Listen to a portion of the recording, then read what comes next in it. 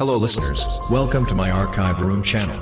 Today we have featured The Art of War by Sun Tzu, Archive Room YouTube channel and presentation. The Art of War. Chapter 1. The Art of War by Sun Tzu, translated by Lionel Giles. Part 1. Laying Plans. Sun Tzu said, "The art of war is of vital importance to the state. It is a matter of life and death, a road either to safety or to ruin. Hence it is a subject of inquiry which can on no account be neglected. The art of war, then, is governed by 5 constant factors, to be taken into account in one's deliberations when seeking to determine the conditions obtaining in the field. These are 1. The moral law, 2. Heaven, 3. Earth, 4. The commander, 5. Method and discipline. The moral law causes the people to be in complete accord with their ruler, so that they will follow him regardless of their lives, undismayed by any danger. Heaven signifies night and day, cold and heat, times and seasons. Earth comprises distances, great and small, danger and security, open ground and narrow passes, the chances of life and death. The commander stands for the virtues of wisdom, sincerity, benevolence, courage, and strictness. By method and discipline are to be understood the marshalling of the army in its proper subdivisions, the graduations of rank among the officers, the maintenance of roads by which supplies may reach the army, and the control of military expenditure. These 5 heads should be familiar to every general. He who knows them will be victorious. He who knows them not will fail. Therefore, in your deliberations, when seeking to determine the military conditions, let them be made the basis of a comparison in this wise. 1. Which of the 2 sovereigns is imbued with the moral law? 2. Which of the 2 generals has most ability? 3. With whom lie the advantages derived from heaven and earth? 4. On which side is discipline most rigorously enforced? 5. Which army is stronger? 6. On which side are officers and men more highly trained? 7. In which army is there the greater constancy both in reward and punishment? By means of these 7 considerations I can forecast victory or defeat. The general that hearkens to my counsel and acts upon it will conquer.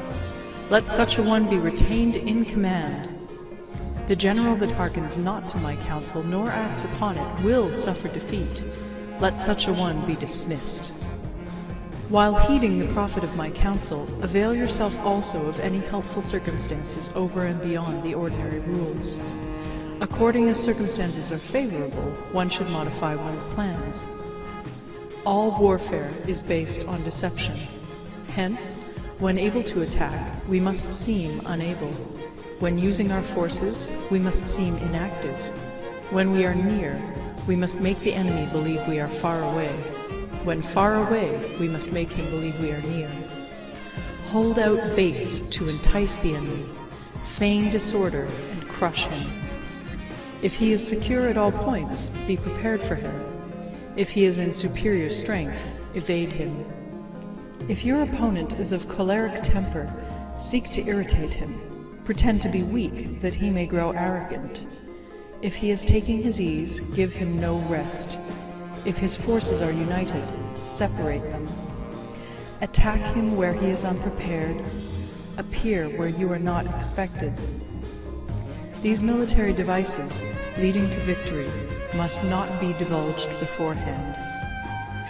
Now the general who wins a battle makes many calculations in his temple ere the battle is fought. The general who loses a battle makes but few calculations beforehand. Thus do many calculations lead to victory, and few calculations to defeat. How much more no calculation at all? It is by attention to this point that I can foresee who is likely to win or lose. End of Part 1. Part 2. Waging War.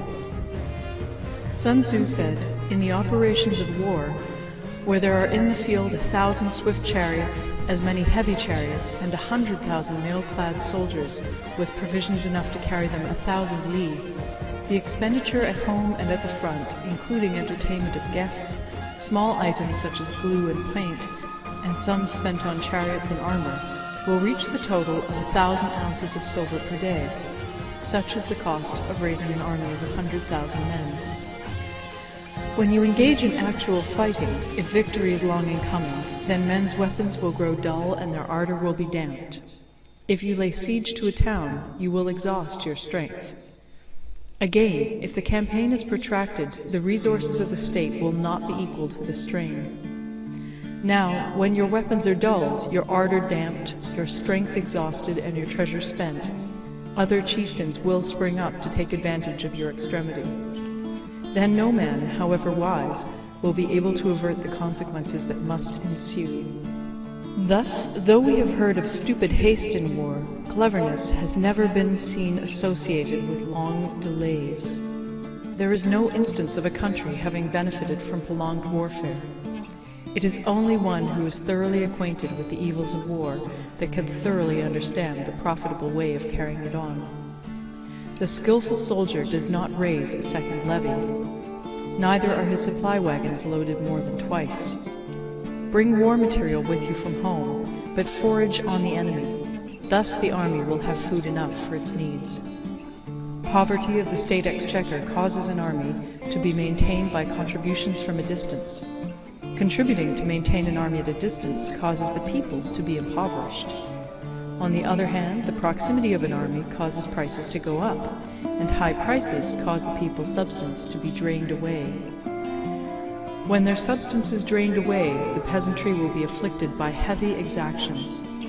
With this loss of substance and exhaustion of strength, the homes of the people will be stripped bare, and 3/10 of their income will be dissipated, while government expenses for broken chariots, worn-out horses, breastplates and helmets, bows and arrows, spears and shields, protective mantles, draught oxen, and heavy wagons will amount to 4/10 of its total revenue. Hence, a wise general makes a point of foraging on the enemy. 1 cartload of the enemy's provisions is equivalent to 20 of one's own, and likewise a single pickle of his provender is equivalent to 20 from one's own store. Now, in order to kill the enemy, our men must be roused to anger. That there may be advantage from defeating the enemy, they must have their rewards. Therefore, in chariot fighting, when 10 or more chariots have been taken, those should be rewarded who took the first. Our own flags should be substituted for those of the enemy, and their chariots mingled and used in conjunction with ours. The captured soldiers should be kindly treated and kept. This is conjunction with ours. The captured soldiers should be kindly treated and kept. This is called using the conquered foe to augment one's own strength. In war, then, let your great object be victory, not lengthy campaigns. Thus it may be known that the leader of armies is the arbiter of the people's fate, the man on whom it depends whether the nation shall be in peace or in peril. End of Part 2. Recorded in Toronto, Ontario by Moira Fogarty, October 2000.